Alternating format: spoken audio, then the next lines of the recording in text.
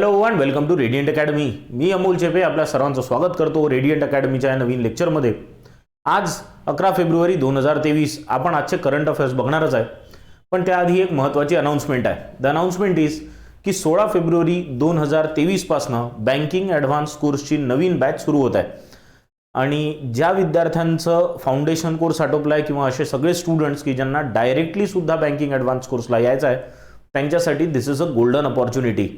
कारण इथून 4 महिने बॅच चालते आणि नंतर मग सगळ्या बँकिंगच्या एक्झाम्स जुलैपासून सुरू होतात. त्याच्यामुळे ही एक खूप महत्त्वाची खूप इम्पॉर्टंट वेळ आहे तुमच्या नवीन कोर्स स्टार्ट करण्यासाठी. ठीक आहे, तो let us now start with the current affairs of 11 February 2023. तर सगळ्यात पहिला पॉईंट आहे युक्रेन आणि रशियाच्या वॉरशी रिलेटेड. युक्रेन रशियामध्ये वॉर झाला, आता वर्ष झाला ऑलमोस्ट सुरू आहे. आणि युक्रेनचे जे प्रेसिडेंट आहे व्लादिमीर झेलेन्स्की हे पोहोचले युरोपमध्ये, म्हणजे युरोपियन कंट्रीच्या दौऱ्यावर पोहोचले. 2 दिवसाचा त्यांचा दौरा सुरू आहे. इकडे वॉर सुरू आहे पण त्यांनी खूप रेअर ते बाहेर निघत आहे आपल्या देशाच्या, कारण त्यांनी देशाचं नेतृत्व खूप चांगल्या प्रकारे केलं आहे. पण हे युक्रेनच्या बाहेर निघाले 2 दिवसांच्या दौऱ्यावर होते युरोपियन युनियनच्या कंट्रीजमध्ये. आणि तिथे त्यांनी एक अपील केली युरोपियन युनियनच्या कंट्रीजला की युक्रेनला सुद्धा युरोपियन युनियनमध्ये सामील करून घ्या. बरोबर आहे. तर हा मुद्दा आपण समजून घेऊ. युक्रेनचे जे प्रेसिडेंट आहे झेलेन्स्की यांनी अपील केली युरोपियन युनियनला की त्यांना युरोपियन युनियनचं मेंबर करून घ्या. बरोबर. आता युरोपियन युनियन हे काय आहे, युरोप हा कुठे आहे, युरोपियन युनियन काय आहे, युरोझोन हा विषय काय आहे, या सगळ्या गोष्टींवर आपण थोडंसं चर्चा करून घेऊ. तर काय झालं, जसं मी मगाशी म्हटलं झेलेन्स्की 2 दिवसाच्या ट्रिपवर होते, युरोपियन युनियन कंट्रीजमध्ये भेटायला गेले होते. कारण त्यांना एक तर नवीन वेपन्स पण पाहिजे होते. कारण कसं आहे की रशिया खूप मोठी कंट्री आहे. रशियाने फुल स्केल इन्व्हेजन करायचं ठरवलं आहे युक्रेनचं आणि त्याच्यामुळे वॉर जो आहे तो संपत नाही आहे. तर युक्रेन अजूनपर्यंत का टिकला आहे वॉरमध्ये, कारण याला वेपन्सचा सप्लाय हा युरोपकडनं आणि अमेरिकाकडनं कंटिन्युअसली होत आहे. तर अजून वेपन्स पाहिजे, यासाठी झेलेन्स्की युरोपियन युनियनमध्ये गेले होते. आता त्यांचं म्हणणं काय आहे की आम्हाला युरोपियन युनियनमध्ये सामील करून घ्या. बघा, या ज्या कंट्रीज तुम्हाला दिसत आहे सगळ्या या युरोपियन कंट्रीज आहेत. बरोबर. तर याच्यात या ज्या ऑरेंज कंट्रीज आहे सगळ्या, इथे 3 गोष्टी तुम्हाला दिसतील. बघा, एक दिसेल European union. European union actually अशा देशांचा ग्रुप आहे जे पॉलिटिकली एकमताचे आहे, मोर ऑर लेस. बरोबर. पॉलिटिकल अँड इकॉनॉमिक युनियन आहे. 27 मेंबर स्टेट्स आहे. निळ्या रंगाच्या ज्या कंट्रीज तुम्हाला दिसली त्या. मग युरोझोन आहे. युरोझोन म्हणजे काय माहिती आहे का, अशा कंट्रीज की ज्यांनी युरोला आपली ऑफिशियल करन्सी म्हटलेलं आहे. याच्यात एकच त्याला काय म्हणू शकतो एक्सेप्शन आहे आपल्याला, तो आहे डेन्मार्कचा. Denmark is the only exception की जिथे तो युरोझोनचा मेंबर आहे पण it doesn't have euro as the currency. आणि नंतर मग तर ह्या सगळ्या कंट्रीज आहे ज्या युरोपियन युनियनचा भाग आहे इथपर्यंत. आणि इथे आहे युक्रेन. तर युक्रेनचं म्हणणं आहे की आम्हाला याचा भाग तुम्ही बनवून घ्या. आता रशिया इतक्या जवळ असल्यामुळे रशियाला काय आहे, बाकी सगळ्या साईडनी नॅटोनी घेरून घेतला आहे आणि त्याच्यामुळे एवढीच ओपनिंग रशियाला राहिली आहे युक्रेनवाली. तर युक्रेनचा हा पण प्रयत्न चालू आहे की नॅटोचा मेंबर बनवून घ्या, पण अजून नॅटोचा मेंबर युक्रेन झाला नाही आहे. जर युक्रेन नॅटोचा मेंबर झाला तर रशियाचे पूर्ण रस्तेच बंद होतात आणि म्हणून रशियाने युक्रेनवर आधीच वॉर सुरू केला. ठीक आहे. तर ही एक महत्त्वाची बातमी. तुम्हाला प्रश्न याच्यावर असा येऊ शकतो जर आला तर, की कुठल्या ग्रुपला किंवा कुठल्या कंट्रीजच्या युनियनला युक्रेनच्या प्रेसिडेंटने अपील केली आहे की आम्हाला पार्ट बनवून घ्या. तर लक्षात ठेवा, नाव आहे युरोपियन युनियन. ठीक आहे, चलायचं पुढे नेक्स्ट पॉइंटवर. Next South Africa. पहिले आपण इंटरनॅशनल न्यूज कव्हर करून घेऊ, मग बाकीच्या बातम्यांवर जाऊ. साऊथ आफ्रिका आफ्रिकन कॉन्टिनेंटमधली एक मोठी कंट्री. त्यांनी स्टेट ऑफ डिझास्टर डिक्लेअर केलेलं आहे सध्या. तिथले जे प्रेसिडेंट आहे त्यांनी स्टेट ऑफ डिझास्टर डिक्लेअर केलेलं आहे. कशासाठी? इलेक्ट्रिसिटी क्रायसिसवर. तर आपण म्हणतो पॉवर फेलियरची समस्या ही आपल्याचकडे आहे असं नाही आहे, आपल्यापेक्षा मोठी पॉवरची समस्या सध्या साऊथ आफ्रिकामध्ये आहे. आणि कधीपासून आहे माहिती आहे का, 2008 पासून 2008 पासून. मेन रिझन इज करप्शन असं म्हटलं जातं. काय आहे, तिथले जे प्रेसिडेंट आहे यांचं नाव आहे सिरिल रामफोसा. यांनी एका भाषणात म्हटलं की स्टेट ऑफ डिझास्टर आपण इलेक्ट्रिसिटी म्हणजे पॉवर इलेक्ट्रिसिटी क्रायसिसला आपण स्टेट ऑफ डिझास्टर म्हणून आता डिक्लेअर करायला पाहिजे. 2008 पासून हा पॉवर क्रायसिस कंट्री फेस करत आहे. तिथली एकच मेजर मोनोपॉली असलेली कंपनी आहे जी पॉवर सेक्टर हँडल करते आहे ना, त्याचं नाव आहे एस्कॉम. एस्कॉम नावाची ही कंपनी आहे, ESKOM आहे ना, एस्कॉम नावाची ही कंपनी आहे आणि या कंपनीचंच मेजर तिथे काम सगळं चालतं. कंटिन्युअस ब्लॅकआउट आहे. जसं आपल्याकडे 8-10 वर्ष 15 वर्ष आधीची सिच्युएशन होती की खूप रेग्युलरली पॉवर कट्स व्हायचे, तशीच सिच्युएशन 15 वर्षापासून सतत साऊथ आफ्रिकामध्ये आहे.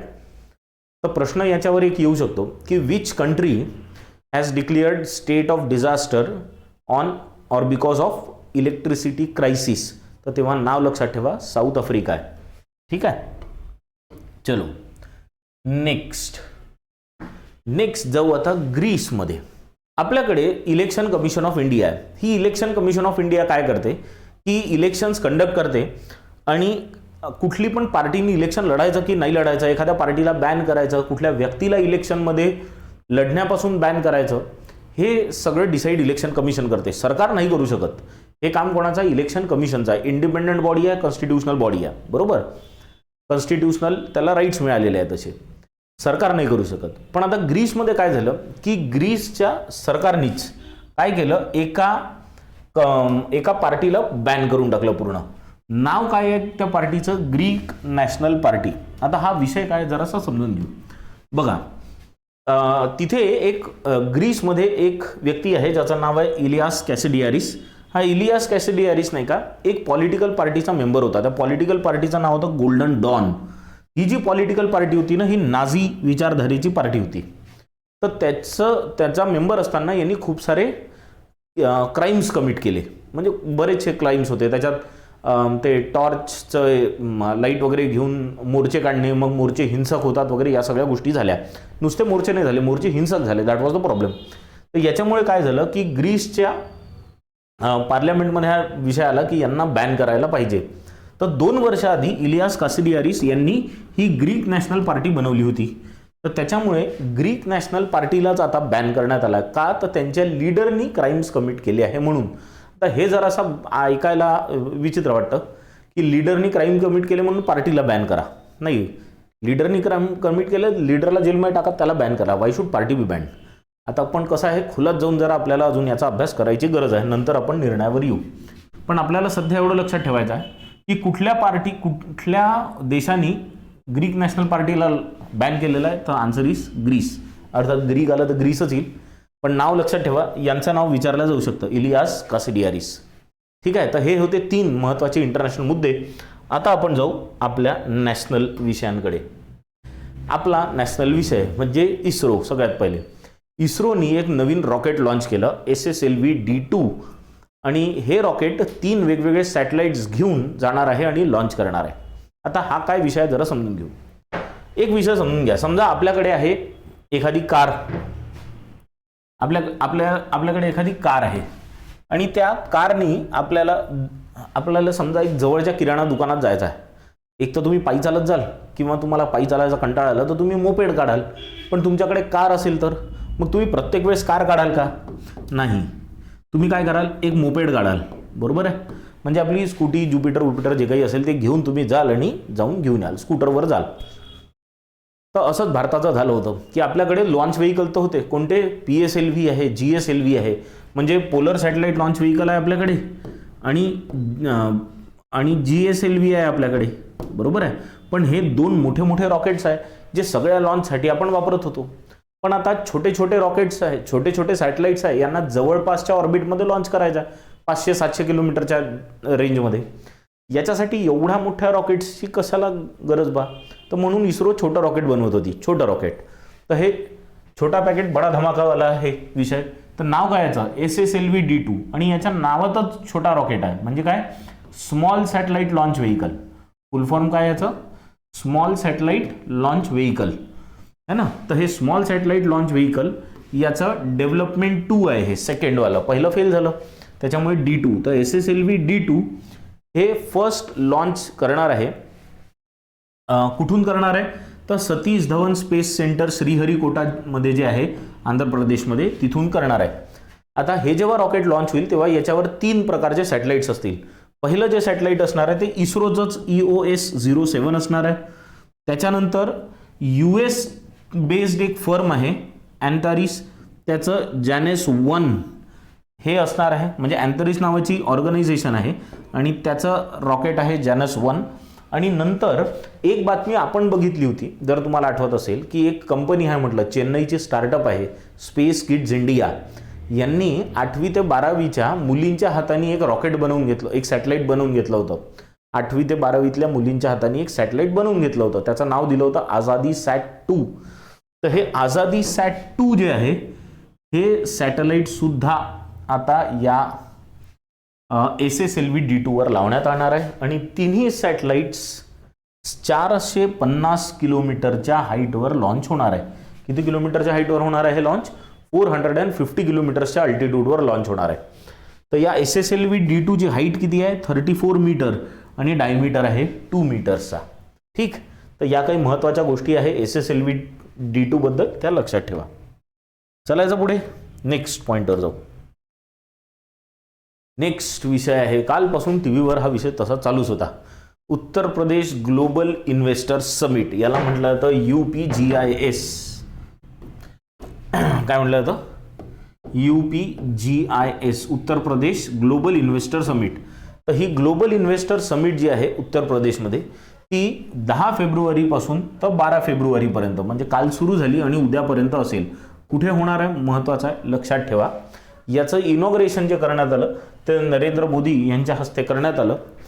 भारतातले सगळ्यात मोठे मोठे उद्योगपती सध्या लखनौमध्ये पोहोचलेले आहे या इन्व्हेस्टर समिटसाठी, जिथे उत्तर प्रदेशमध्ये इन्व्हेस्ट करण्यासाठी तिथले प्राईम मिनिस्टर, तिथले चीफ मिनिस्टर योगी आदित्यनाथ हे प्रयत्न करत आहे.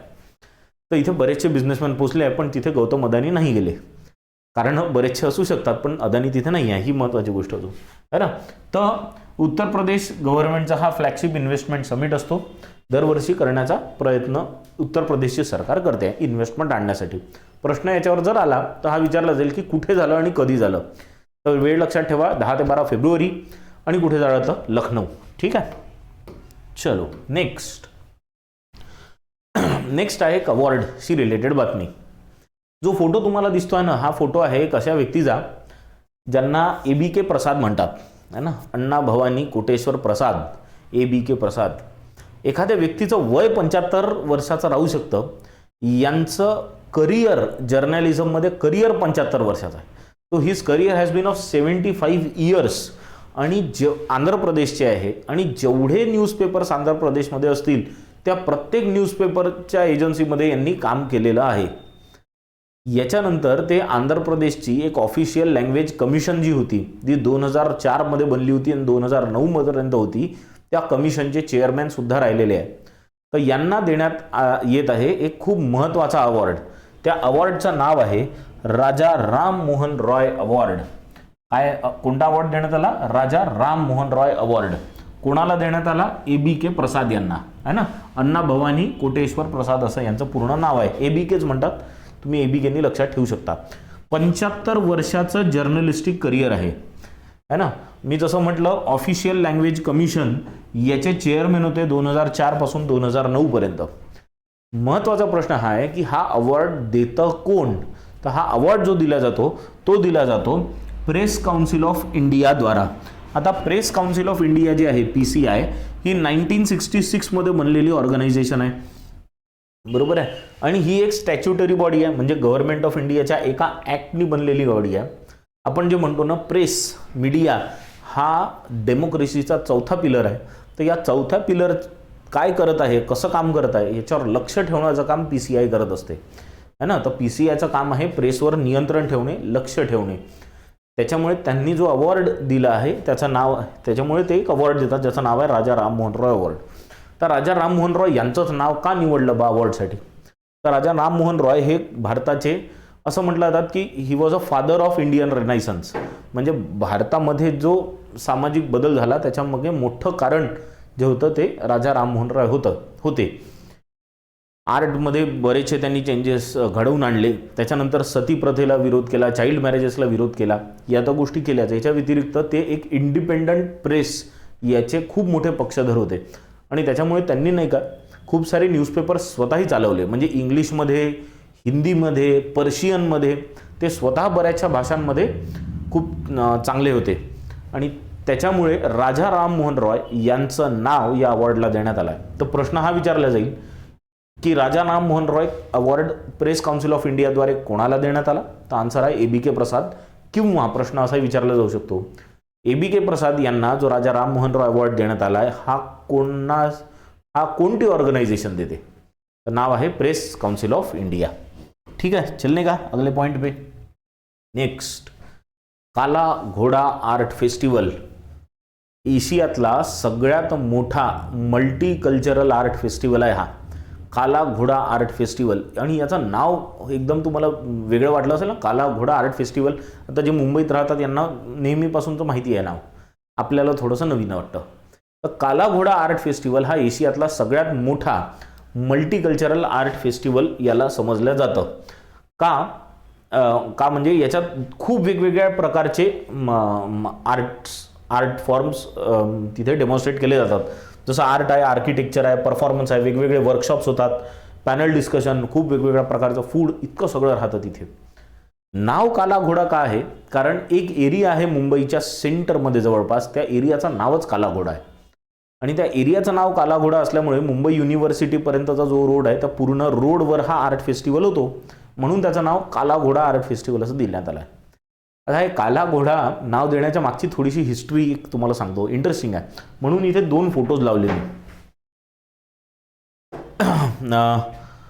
आपण पुण्याला ससून लायब्ररी, ससून हॉस्पिटल आहे, तसंच मुंबईला ससून लायब्ररी आहे. तर हे ससून लायब्ररी ज्यांनी बनवली होती ना, त्यांनी किंग एडवर्ड 8 यांचा एक अश्वारूढ पुतळा, म्हणजे ब्लॅक हॉर्सवर बसलेला एक पुतळा, ते काला घोडा जो एरिया म्हटला जातो आपण, तिथे यांनी हा पुतळा लावला यांचा, किंग एडवर्डचा. मग हा जेव्हा पुतळा तिथे लावला गेला तेव्हा हा ब्लॅक कलरचा घोड्यावरती, ब्लॅक पूर्ण पुतळा ब्लॅक होता, तर म्हणून त्या एरियाचं नाव पडलं काला घोडा. मग इंडियाच्या इंडिपेंडन्स नंतर हळूहळू आपण हे सगळे पुतळे काढणं सुरू केलं. म्हणजे आपल्या देशात यांचे पुतळे कसं झाला, मग पुतळा काढला आणि सध्या भायखलाच्या तिथे जे म्युझियम आहे तिथे हा पुतळा ठेवण्यात आलेला आहे. आणि तिथे मग कारण त्या एरियाचं नाव काला घोडा होता म्हणून मग मुंबईच्या जे लोकल ऑथॉरिटी आहे त्यांनी काळा घोडा तिथे हा असा एक लावून घेतला. तर आता तिथे तुम्हाला हा काळा घोडा दिसेल. अगदी पूर्वीच्या काळी हा काला घोडा दिसायचा, पण नाव काय आहे कारण त्या एरियाचंच नाव काला घोडा आहे. ठीक आहे, तो दिस इज काला घोडा आर्ट फेस्टिवल. 2 वर्षाच्या गॅप नंतर होत आहे, कारण मध्ये मागचे 2 वर्ष कोविडमुळे हा होऊ शकला नाही. ठीक, चलायचं पुढे. याच्यावर प्रश्न जर कुठला आला ना तर असा येईल, हा काला घोडा आर्ट फेस्टिवल कुठे होतो? तो it happens in Mumbai, Maharashtra. ठीक है ना, तो ध्यान में रखो. चलो नेक्स्ट चलते अगले पॉइंट पे. नेक्स्ट, जजेसच्या अपॉइंटमेंटची न्यूज आहे पुन्हा, आणि ते पण सुप्रीम कोर्टाच्या. मागचे 2-3 दिवस झाले आपण सुप्रीम कोर्टाच्या जजेसच्या अपॉइंटमेंटबद्दल चर्चा करतोय. आता जवळपास 8-10 दिवस आधी सुप्रीम कोर्टाच्या जजेसची संख्या होती 27. मग नंतर काय झालं की 5 जजेसच्या अपॉइंटमेंटबद्दल आपण चर्चा केली. असं करून टोटल झाले होते 32 जजेस सुप्रीम कोर्टाचे. पण सुप्रीम कोर्टाच्या जजेसची स्ट्रेंथची मॅक्सिमम कॅपॅसिटी आहे 34. तर 2 जागा अजून वॅकंट होत्या. या 2 जागा आता कोणी फिल केल्या? तर आता या 2 जागा फिल झालेल्या आहेत. त्याच्यामुळे आता टोटल स्ट्रेंथ वर पोहोचला आहे सुप्रीम कोर्ट. तर सुप्रीम कोर्टाची कॅपॅसिटी 34 जजेसची आहे अँड नाऊ देअर आर 34 जजेस इन सुप्रीम कोर्ट. तर मग नवीन 2 जजेस कोण आले आहेत? तर एक आले आहे जस्टिस राजेश बिंदल, हे chief justice of Allahabad high court आहे, आणि दुसरे आहे जस्टिस अरविंद कुमार, जे chief justice of Gujarat high court. तर गुजरात हायकोर्टचे चीफ जस्टिस आणि अलाहाबाद हायकोर्टचे चीफ जस्टिस अरविंद कुमार आणि राजेश बिंदल यांना दोघांनाही सुप्रीम कोर्टचं जज आता बनवण्यात आलेलं आहे. कसं बनतं सुप्रीम कोर्टचं जज कोणी पण? तर सुप्रीम कोर्टचं कॉलिजियम आहे, त्या कॉलिजियममध्ये सुप्रीम कोर्टचे चीफ जस्टिस आणि बाकी सुप्रीम कोर्टचे काही जजेस राहतात, जे सुप्रीम कोर्टच्या जजेससाठी नावं रेकमेंड करत असतात. आणि नावं रेकमेंड करत असताना हे नावं सरकारला रेकमेंड केलं जातं आणि नंतर प्रेसिडेंटला बेसिकली, आणि मग प्रेसिडेंट त्याच्यावर आपली मोहर लावतं. तर अशा प्रकारे ही सगळी अपॉइंटमेंट होत असते. तर नाव Supreme Court has reached its maximum capacity of 34 जजेस. ठीक आहे, चलायचं नेक्स्ट पॉईंटवर. नेक्स्ट पॉईंट आहे भारताचा पहिला म्युनिसिपल बॉन्ड जो की रिटेल इन्व्हेस्टर्ससाठी ओपन झाला आहे, याच्याबद्दलचा हा पॉईंट आहे. आपण बॉन्ड्स या विषयावर बरेचदा चर्चा केली. मुलं जे नवीन आहे त्यांना पुन्हा सांगतो, बॉन्ड काय असतो. बॉन्ड माहिती आहे का? एक बॉन्ड बेसिकली एक सिक्युरिटी आहे असं समजा, बरोबर आहे. बॉन्ड काय असतं? एक सिक्युरिटी असते, एक सिक्युरिटी आहे बॉन्ड, बरोबर आहे. ही एक सिक्युरिटी आहे. तर सिक्युरिटीचं काय होत असतं, म्हणजे या सिक्युरिटीचा फायदा काय किंवा कसं असतं, तर हे बॉन्ड इश्यू केल्या जातात. इश्यू केल्या जातात म्हणजे काय? एक कागद इश्यू केला जाईल बाय एनी गव्हर्नमेंट ऑर्गनायझेशन. कुठली पण गव्हर्नमेंट ऑर्गनायझेशन एक कागद इश्यू करू शकते, ज्याच्यावर म्हटलं असू शकतं की कुठल्या कुठल्या कामासाठी पैसे घेण्यात येणार आहे पब्लिककडनं. मग ते पैसे आम्ही घेऊ आणि तुम्हाला हा कागद देऊ. त्याच्यावर लिहिलं राहील की तुम्हाला 3 वर्षानंतर किंवा 5 वर्षानंतर इतक्या रिटर्न्स त्याच्यावर मिळेल. तर अशा प्रकारचा जो कागद लोकांना दिला जातो आणि ज्या कागदाच्या भरोशावर पैसे घेतले जातात, याला म्हणतात बॉन्ड. याचा वापर कुठली पण बऱ्याचशा सरकारी ऑर्गनायझेशन्स करत असतात, प्रायव्हेट ऑर्गनायझेशन पण करतात. तर सरकारी ऑर्गनायझेशन्स काय करतात की असे बॉन्ड इश्यू करतात, लोकांकडनं इन्व्हेस्टमेंट घेतात, आणि सरकारी बॉन्ड असल्यामुळे त्याची सिक्युरिटी सगळ्यात जास्त असते. ठीक आहे. आतापर्यंत आपण सेंट्रल गव्हर्नमेंटच्या, स्टेट गव्हर्नमेंटच्या बॉन्ड्सबद्दल बोललो आहे. आता पण आपण एक म्युनिसिपल काउन्सिलच्या बॉन्डबद्दल बोलणार आहे. असं खूप कमीदा होतं की म्युनिसिपल काउन्सिल कुठलं बॉन्ड काढत आहे बा, म्हणजे तसं आधी पण काढलं गेलेलं आहे, असं नाही की नाही काढलं गेलं, पण खूप कमी होतं. पण हे जे बॉन्ड काढतात तेव्हा रिटेल इन्व्हेस्टर्सला त्याच्यात इन्व्हेस्ट करायची संधी नसते. रिटेल इन्व्हेस्टर म्हणजे कोण?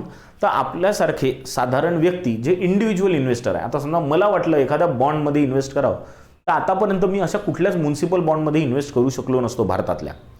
आता पहिल्यांदा एक बॉन्ड आलाय जो की इंदोर म्युनिसिपल कॉर्पोरेशननी आणलेला आहे. कोणी आणलेला आहे? इंदोर म्युनिसिपल कॉर्पोरेशननी. तर याच्यात रिटेल इन्व्हेस्टर्स सुद्धा इन्व्हेस्ट करू शकतील. म्हणजे तुमच्या माझ्यासारखे साधारण व्यक्ती सुद्धा इंडिव्हिज्युअल लेव्हलला हे बॉन्ड्स विकत घेऊ शकतील. आपल्याला बॉन्ड विकत घ्यायचे असतात, सरकार बॉन्ड इश्यू करत असते. तर इथे गव्हर्नमेंट एजन्सी आहे, municipal council of Indore municipal corporation. तर ही म्युनिसिपल कॉर्पोरेशननी बॉन्ड इश्यू केले. यांना 244 करोड रुपये जमा करायचे आहे. कशासाठी जमा करायचे हे पण महत्वाचं आहे. तर यांना एक सोलर पॉवर प्रोजेक्ट बिल्ड करायचा आहे. आता बघा, सोलर पॉवर प्रोजेक्ट बिल्ड करण्यासाठी पैसे घ्यायचे आहे आणि त्या पैशासाठी बॉन्ड इश्यू करायचा आहे. तर हा बॉन्ड तर झालाच, पण हा अजून एक बॉन्ड झाला. कोणता? Green bond. आपण एक ग्रीन बॉन्डवर पण व्हिडिओ बनवला होता, जर तुम्ही पाहिला असेल तर. ग्रीन बॉन्ड काय असतात की असे बॉन्ड्स की ज्याच्यातनं मिळालेले पैसे हे ग्रीन एनर्जी बनवण्यासाठी कामी येतात, बरोबर. तर सोलर पॉवर प्रोजेक्ट बनवण्यासाठी 244 करोड रुपये जमा करायचे असल्यामुळे इंदोर म्युनिसिपल कॉर्पोरेशननी बॉन्ड इश्यू केले, ज्याच्यात रिटेल इन्व्हेस्टर इन्व्हेस्ट करू शकेल.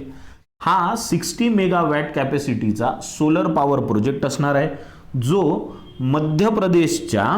मध्य प्रदेशच्या खारगोन डिस्ट्रिक्टमध्ये 2 गावांमध्ये, साम्राज अँड आशुखेडी या 2 गावांमध्ये असणार आहे.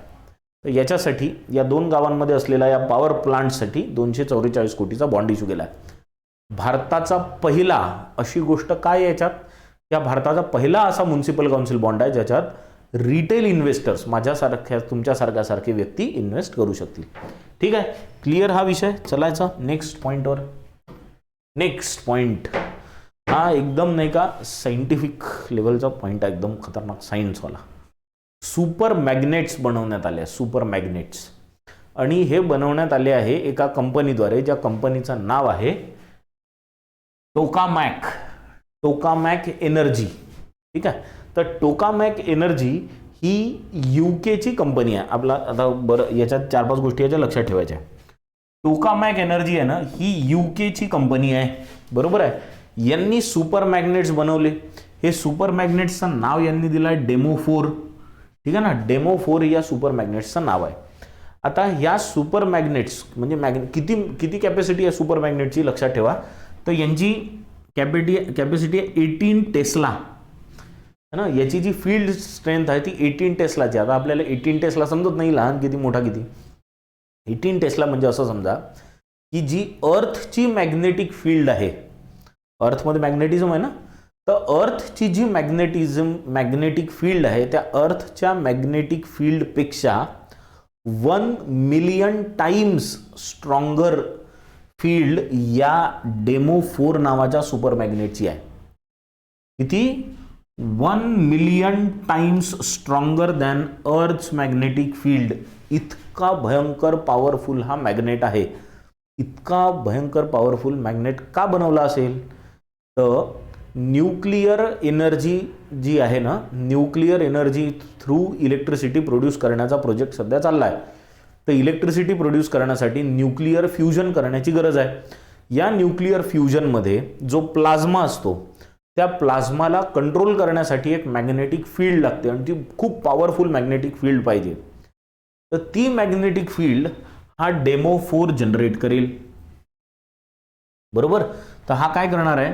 हा जगातला पहिला new generation high temperature super conducting magnets आहे. बरोबर आहे. आणि हे फ्युजनसाठी कामी येतील, न्यूक्लिअर फ्युजनसाठी कामी येतील, ज्याच्यात न्यूक्लिअर फ्युजनमध्ये जो प्लाझ्मा असतो त्याला एक इलेक्ट्रिक फील्डमध्ये कंट्रोल करण्याचं काम केलं जाईल. हे असं काहीतरी असेल ते. ठीक आहे. तर याच्यावर प्रश्न काय येतील माहिती आहे का, की कुठली ऑर्गनायझेशननी सुपर मॅग्नेट डेमो 4 बनवला? नाव लक्षात ठेवा, टोकामॅक एनर्जी ही यूकेची कंपनी आहे. नाव आहे सुपर मॅग्नेट्सचं डेमो 4. ठीक आहे. आणि न्यूक्लिअर फ्युजनच्या साठी हे बनवलेलं आहे. चलो नेक्स्ट जो पॉइंट आहे याच्यात इंडियाच्या एका ॲक्रिडिएशनची रँकिंग केलेली आहे. आता इंडियामध्ये नाही का 3 वेगवेगळ्या प्रकारच्या ऑर्गनायझेशन्स आहेत ज्या 3 गोष्टी करतात. ठीक आहे. या 3 ऑर्गनायझेशन्स कोणत्या आपण पहिले बघू. आपल्याकडे एक ऑर्गनायझेशन आहे ज्याचं नाव आहे QCI म्हणजे क्वालिटी कंट्रोल इंडिया. ही क्वालिटी कंट्रोल इंडिया काय करत असते माहिती आहे का, ही ॲक्रिडिएशन हँडल करत असते भारतात. ॲक्रिडिएशन म्हणजे कुठल्या ऑर्गनायझेशनला नाव देणे, नंबर देणे, त्याला ॲक्रिडिएट करणे की ही किती चांगली आहे. जसं तुम्ही नेहमी ऐकलं असेल कॉलेजमध्ये की नॅक येते, नॅक कमिटी येते. नॅक कमिटी काय येते? नॅशनल ॲक्रिडिएशन कमिटी असते ती. बरोबर आहे. तर ॲक्रिडिएशन म्हणजे ती ग्रेडिंग करत असते, कॉलेजला ग्रेड देते ना, A+, B+, असे ग्रेड्स देत असते. तर हे ॲक्रिडिएशन करण्याचं, कोणाचं ॲक्रिडिएशन करायचं पण हा महत्त्वाचा विषय. इन्फ्रास्ट्रक्चरचं ॲक्रिडिएशन करायचं आहे. कशाचं? इन्फ्रास्ट्रक्चर. इथे वर्ड कुठे? हां, इन्फ्रास्ट्रक्चर. याचं ॲक्रिडिएशन करणारी भारतातली ऑर्गनायझेशन कुठली आहे? Quality council of India QCI ही ॲक्रिडिएशन करते. दुसरी एक महत्त्वाची ऑर्गनायझेशन आहे इंडियामध्ये ज्याला आपण BIS असं म्हणतो, म्हणजे ब्युरो ऑफ इंडियन स्टँडर्ड्स. ऐकलं ना तुम्ही? BIS.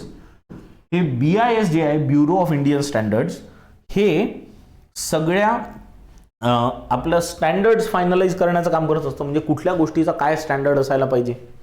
आणि तिसरी एक ऑर्गनायझेशन आहे इंडियामध्ये ज्याचं नाव आहे CSIR council of scientific and industrial research.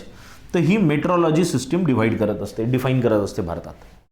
आता असं आहे की या तिन्ही ऑर्गनायझेशन्सचं जगभरात काय रँकिंग आहे हे आत्ता माहीत पडलं. तिन्ही ऑर्गनायझेशन्सचं रँकिंग माहीत पडलं आहे. ठीक आहे. तर ओव्हरऑल तिन्हींच्या हिशोबाने भारताचा रँक जगात आहे 10वा. India is rank 10th overall. म्हणजे तिन्ही ऑर्गनायझेशन्सचा ॲव्हरेज काढून समजा बनला असेल तर. पण मेट्रोलॉजीच्या केसमध्ये आपला रँक काही खूप चांगला नाही, पण 184. दिस रँक इज ऑफ 184 कंट्रीज. तर यांच्यापैकी आपला जो रँक आहे तो 21 आहे. कशात? मेट्रोलॉजीमध्ये द रँक इज 21.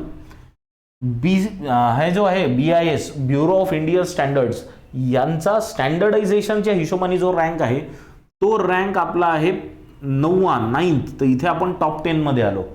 आणि सगळ्यात महत्त्वाचं, क्वालिटी काउन्सिल ऑफ इंडिया या एजन्सीची रँकिंग जी करण्यात आली त्याचा रँक आला आहे 5. तर भारताची ॲक्रिडिएशनची जी एजन्सी आहे त्याचा रँक वर्ल्डमध्ये टॉप 5 मध्ये आला आहे, 5 मध्ये. बरोबर आहे. आणि हा पूर्ण स्टडी करण्याचं काम कोण करत असतं, तर ही पूर्ण स्टडी करत असते ग्लोबल क्वालिटी इन्फ्रास्ट्रक्चर इंडेक्स. कोण करत असतं, ग्लोबल क्वालिटी इन्फ्रास्ट्रक्चर इंडेक्स. समजला, खूप सारे आहे ना नाव झाले खूप. बघा पुन्हा शॉर्टमध्ये सांगतो. ग्लोबल क्वालिटी इन्फ्रास्ट्रक्चर इंडेक्स एक ऑर्गनायझेशन आहे वर्ल्ड लेवलला, जी काय करते, प्रत्येक कंट्रीमध्ये असलेली ॲक्रिडिएशनवाली ऑर्गनायझेशन, स्टँडर्ड्सवाली ऑर्गनायझेशन आणि मेट्रोलॉजीवाली ऑर्गनायझेशन या तिघांची रँकिंग करते. तर यांनी हीच रँकिंग केली. त्याच्यात भारताची रँकिंग काय आहे ते आपण पाहत आहे. तर भारताच्या रँकिंगमध्ये जी ॲक्रिडिएशन करणारी ऑर्गनायझेशन आहे QCI म्हणजे क्वालिटी काउन्सिल ऑफ इंडिया, ही 5व्या नंबरवर आहे, टॉप 5मध्ये आली. जगात 184 पैकी 5 म्हणजे खूप चांगला रँक आहे. दुसरी म्हणजे ब्युरो ऑफ इंडियन स्टँडर्ड्स, यांचा पण रँक चांगला आला, टॉप 10मध्ये आलो आपण, 9वा रँक आला. आणि तिसरी जी आहे मेट्रोलॉजी रँकिंग करणारी आपली, त्याचं नाव आहे CSIR, तर यांचा रँक आला जरा 21वा. आपण ॲव्हरेज भारताचा रँक त्याच्यामुळे राहिला 10 असा रँक राहिला आपला. टॉपवर कुठली कंट्री आहे, टॉपवर आहे जर्मनी. जर्मनीचा रँक एकदम पहिला नंबर, फर्स्ट. ठीक आहे, चलने का, चलो नेक्स्ट पॉइंटवर जाऊ. नेक्स्ट रविचंद्रन अश्विन. ते ॲलेक्स कॅरीची विकेट घेतली त्यांनी. इंडिया ऑस्ट्रेलियामध्ये सध्या मॅच, टेस्ट मॅच चालू आहे, नागपूरमध्ये चालू आहे मॅच आहे ना, बॉर्डर गावस्कर ट्रॉफीची पहिली मॅच चालू आहे. तर पहिल्याच मॅचमध्ये रविचंद्रन अश्विननी ॲलेक्स कॅरीची जेव्हा विकेट घेतली तेव्हा ते भारताचे फास्टेस्ट 450 टेस्ट विकेट्स घेणारे बॉलर बनले. याच्या आधी हा जो रेकॉर्ड होता तो अनिल कुंबळे यांच्या नावावर होता आणि हा रेकॉर्ड तोडत अश्विन बनले fastest Indian bowler to pick 450 test wickets. ठीक आहे, तर ही एक महत्त्वाची न्यूज तुमच्यासाठी.